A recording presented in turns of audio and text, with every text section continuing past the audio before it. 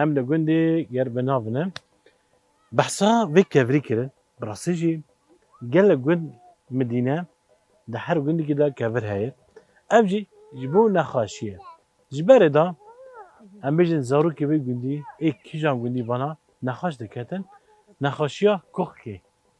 دکتن دانین دوی کفری را در باز دکره امین هانی کی کسی هتن جوی گوندی جی مرانه امی نافی هم بپرسن و امی بحثا کفر بکن مرحبا جورا من باشه باشه نافی تبخیر فراده نافی خانماته نارین ناری و چی هفدنه ماما اه. دوت ماما تایه اره جگونده اره سر خیلی میشه ساوی زارو کی باشه نه اره زورکی من چنده سه قیزی کوچار کرد خدای بیره ساوی ام بحثا کفر بکن تانی پرانی جنتی بر نه اره تی کارش بر بحثا دیگه کفر بکن و کبرا ای کوخه که هم دیگه هیقو ملت زور تینی خاطر در باز کری چهارشنبه پنجشنبه چه رو به ای کنه زنه چه رو به تیر در باز که راحت نمی آره و کبری کابنه 10 سال بره 250 سالی بره شو من دارم کفر کم دوی بره بری کفر بو لیلا جی کی دم بو نه پاش ما بوده گوله ده بو در تاره لبر گند خست کاتب بخور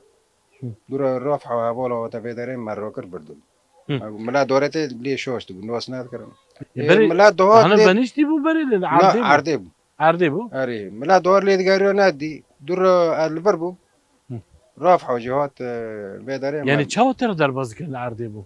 سر ده برندون بری ساکنی بو بلا اصل بری مونی بری سکنی بو آره. کات بو کاتب جارده بو در ما در هم ما ونی بر بره ما بر ملت لیشاش نه به هر ور ببینی باوری و پی هیا هر کس تی والله باوری ملا دورته دبید نحفته کی یک وقت فتره که مقاله بی گو 4 معنی از کرک دم تختوره راحت نوبی از پیش موله و مگو گو کابری که هو داو کر 4 گو از خدا که دوره مگو ملا 4 داد گو کرکی مرند شاکر بالا کر ارینه گو راحت راحت بو آری یعنی ام بیجن او نخوشیات درمان تنه